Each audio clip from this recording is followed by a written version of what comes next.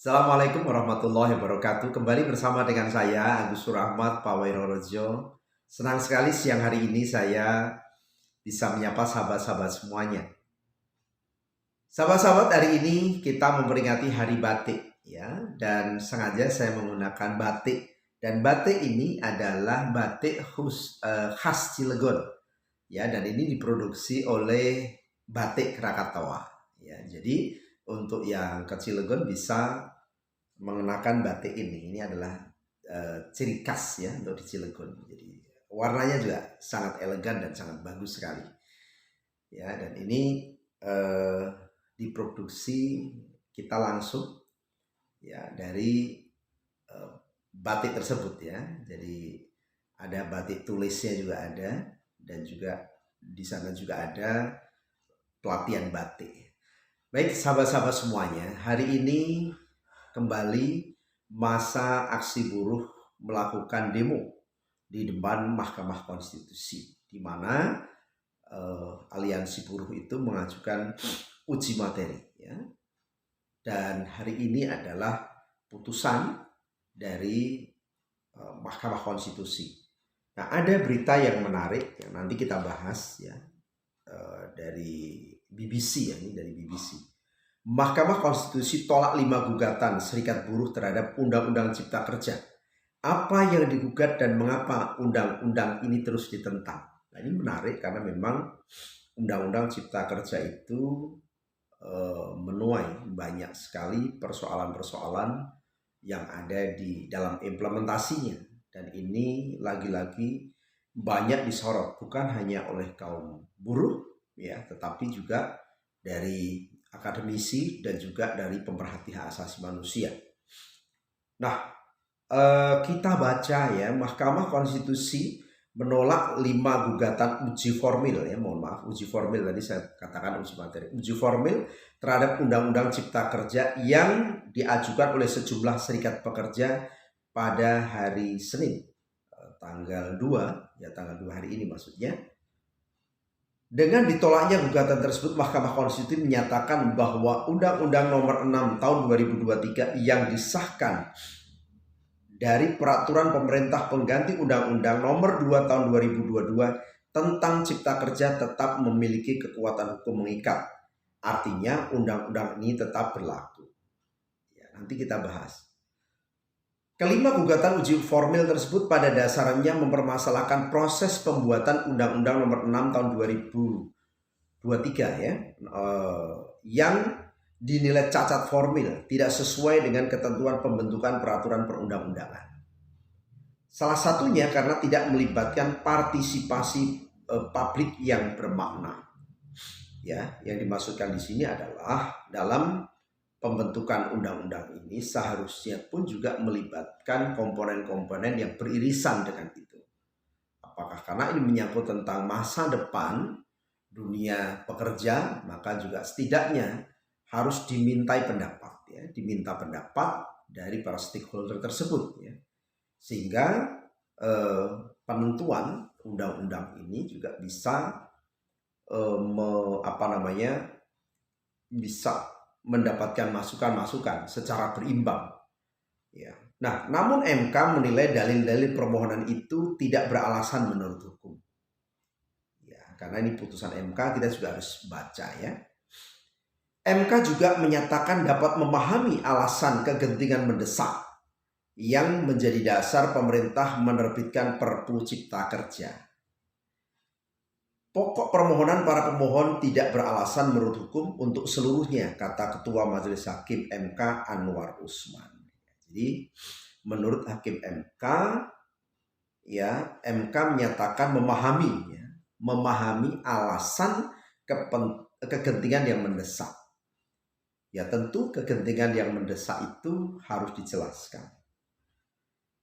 Sejak pertama kali disahkan pada 2020 lalu, Undang-Undang Cipta Kerja ditolak oleh berbagai serikat pekerja, akademisi, pegiat HAM hingga mahasiswa. Ya, namun pemerintah tidak bergeming nampaknya kan. Ditolak oleh seluruh masyarakat, tetapi pemerintah tidak bergeming. Jadi seolah-olah bahwa pemerintah berdiri pada satu sisi, masyarakat berdiri pada sisi yang lain. Salah satu penggugat Eli Rosita Silaban ya dari Konferensi Serikat Buruh seluruh Indonesia mengatakan putusan ini sangat mengecewakan. Ketika hakim membaca pertimbangan-pertimbangan, ya saya juga tadi mengikuti, nampaknya saya mengikuti dari pertimbangan-pertimbangan itu, dan nampaknya juga dari pertimbangan-pertimbangan itu yang bisa memahami bagaimana pemerintah memandang ada keadaan kegentingan yang mendesak, ya, bukan kegentingan yang memaksa, tetapi kegentingan yang mendesak. Dalam sidang pembacaan putusan, Eli mengaku sudah bisa memprediksi bahwa mereka akan kalah karena semua dalil-dalil gugatan dinilai tidak beralasan. Pada akhirnya kami dari Serikat Buruh menilai bahwa MK ini sama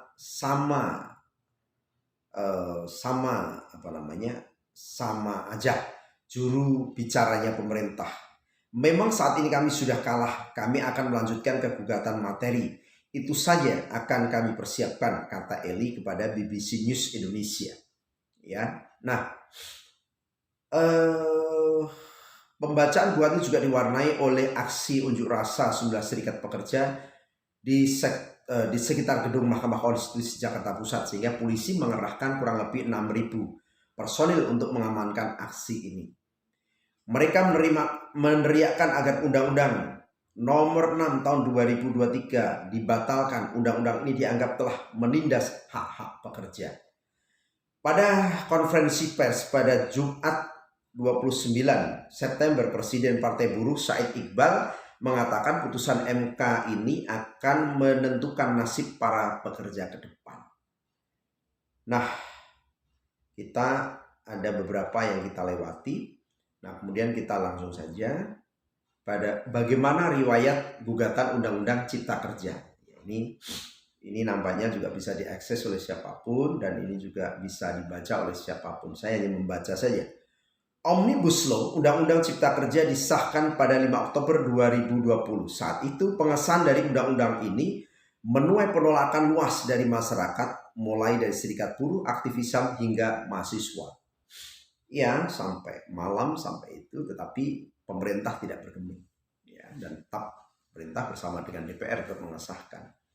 Kalau kemudian masyarakat itu menolak, ya kita juga agak bingung juga bagaimana sikap DPR, ya, sikap DPR yang sebagai mewakili atau pengejawantahan daripada masyarakat itu, mewakili daripada masyarakat, tetapi juga kurang mendengarkan aspirasi daripada masyarakat. Penolakan itu kemudian berlanjut pada gugatan uji formil ke MK pada 23 November 2021. MK menyatakan Undang-Undang Cipta Kerja sebagai inkonstitusional bersyarat. Nah, ini kita baca ini. Nah, ini persoalan mulai. MK memerintahkan pemerintah untuk memperbaiki Undang-Undang Cipta Kerja dalam jangka 2 tahun sejak putusan dibacakan. Selama tenggang waktu itu, Undang-Undang Cipta Kerja dinyatakan masih tetap berlaku. Kemudian, pada 30 Desember 2022, Presiden Joko Widodo menerbitkan peraturan pemerintah pengganti Undang-Undang Nomor 2 tahun 2022 tentang Cipta Kerja dengan alasan kegentingan yang memaksa. Ya, jadi selama 2 tahun itu Presiden Joko Widodo membiarkan saja ini untuk tidak dilakukan penyempurnaan, padahal perintah dari Mahkamah Konstitusi adalah agar ini diperbaiki, bukan malah diperbaiki. Karena kalau perbaikan tentu ini harus melibatkan DPR. Ya, nampaknya Presiden Joko Widodo ini membiarkan ini tidak dilakukan perbaikan, tetapi kemudian dilakukan pada tahapan berikutnya, yaitu membuat Perpu dengan alasan kegentingan yang mendesak.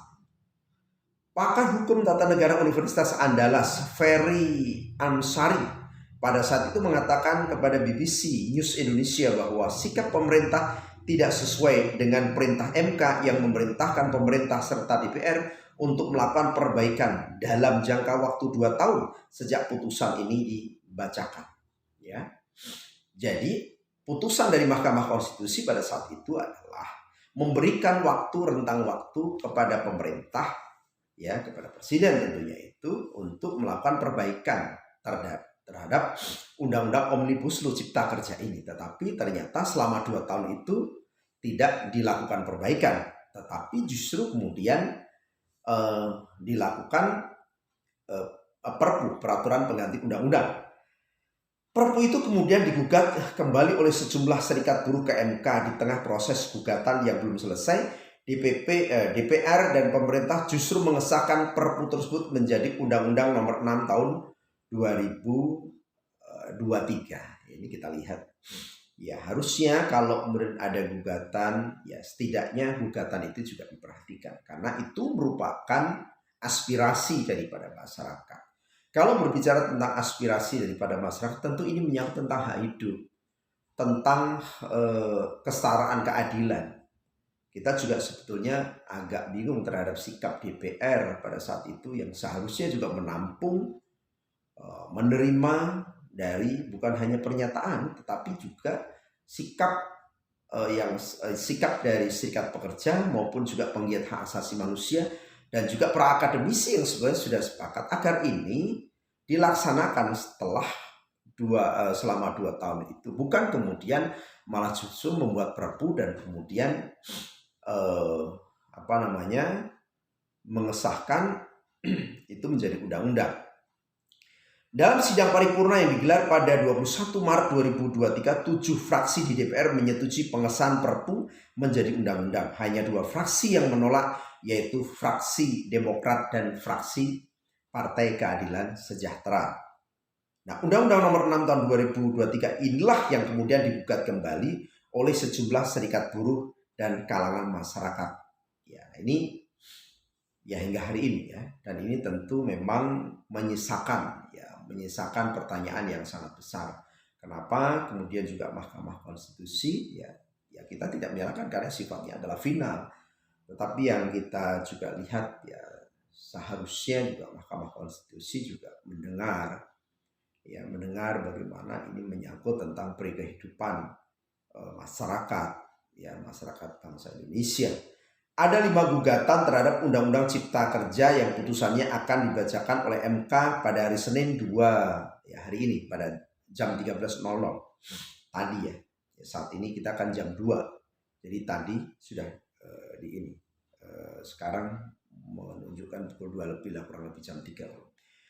Dalam gugatan nomor 54 yang putusannya dibacakan pertama, pemohon yang terdiri dari 15 serikat pekerja menggugat pengesahan Perpu nomor 2 tahun 2022 yang menjadi cikal bakal disahkannya Undang-Undang Nomor 6 tahun 2023. Perpu itu disahkan oleh Presiden Joko Widodo dengan alasan kegentingan yang memaksa. Namun menurut para pemohon, lahirnya Perpu tersebut melanggar prinsip tersebut.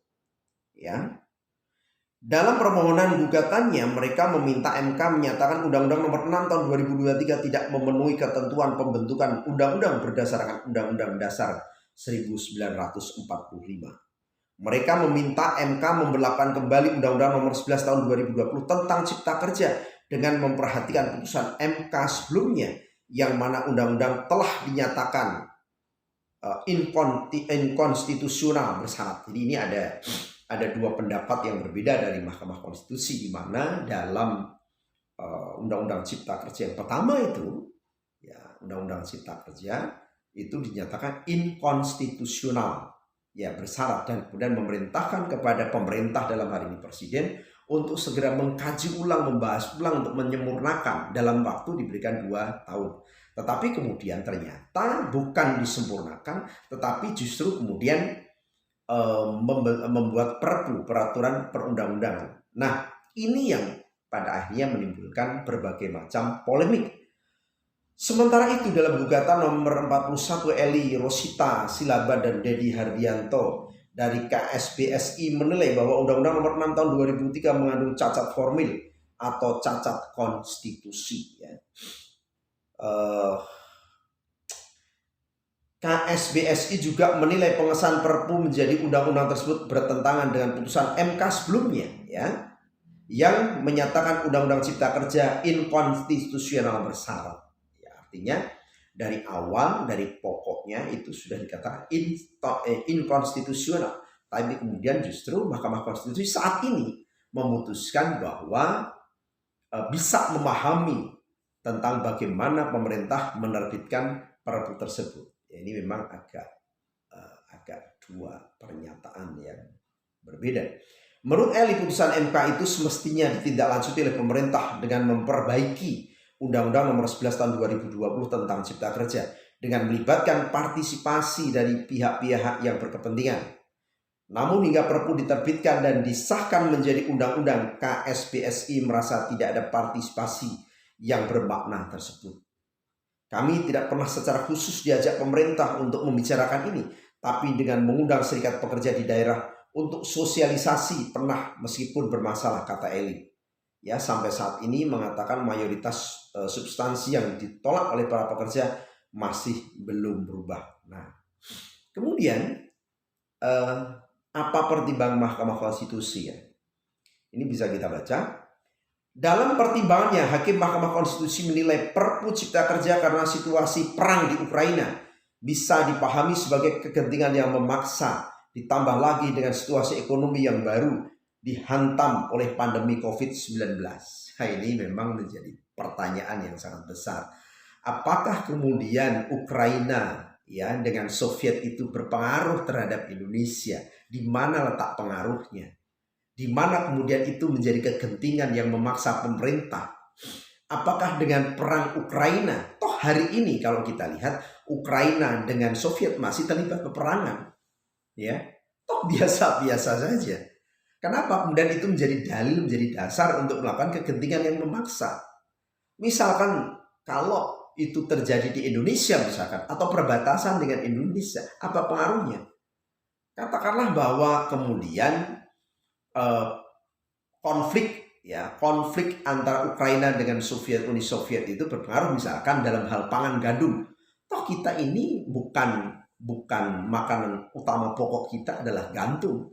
Ya, tetapi pangan kita adalah beras. Sehingga kalau kemudian ini dijadikan sebagai satu dasar untuk menjadikan bahwa keadaan yang memaksa atau kegentingan yang memaksa, tentu ini juga harus dijelaskan secara detail. Jangan kemudian setiap apapun juga ini diamini oleh Mahkamah Konstitusi. Pertanyaan kita berikutnya, di mana positioning Mahkamah Konstitusi sebagai garda penjaga terakhir dari Undang-Undang Dasar 1945? MK menilai dalil gugatan soal kegentingan yang memaksa itu tidak terpenuhi. Sebagai konsekuensi dari kegentingan itu, penetapan Perpu dalam proses persetujuan di DPR tidak relevan untuk melibatkan partisipasi masyarakat yang bermakna. Nah, ini tentu juga yang menjadi pertanyaan publik juga. Ya, artinya ya di satu sisi kegentingan yang memaksa, di mana letak itu menjadi genting. Toh pada saat itu kegiatan perekonomian juga biasa-biasa saja, tidak terganggu, bahwa investor juga berjalan di Indonesia, ya kan? Bahkan hari ini di Rempang ya, dan pemerintah juga ngotot sekali untuk itu dijadikan proyek strategis nasional PSN, dan juga di tempat lain di Wadas dan lain sebagainya tidak terpengaruh ya. Tetapi kenapa kemudian juga Mahkamah Konstitusi justru bisa memahami adanya kegentingan yang memaksa?